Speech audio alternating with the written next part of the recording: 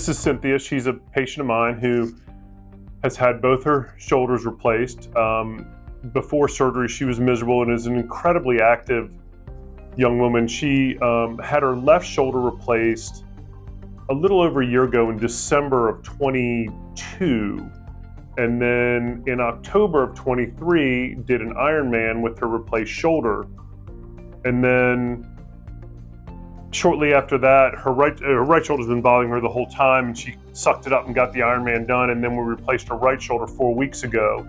And I thought she has been doing so incredibly well. I just wanted to get this documented. So her left shoulder, go ahead and show us how you're doing with your left shoulder. So she's got, and reach behind you for me. There you go.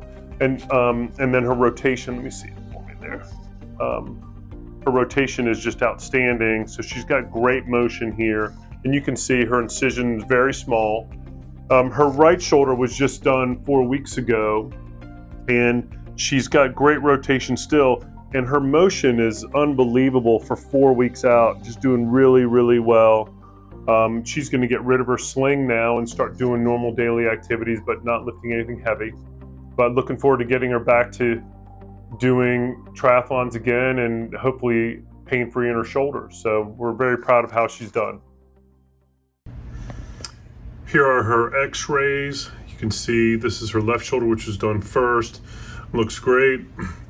Right shoulder looks good as well. One difference you see here are the two buttons, and on her right shoulder we used the precision shoulder patent pending technique for her subscapularis repair that utilizes those two buttons and these self-cinching loops.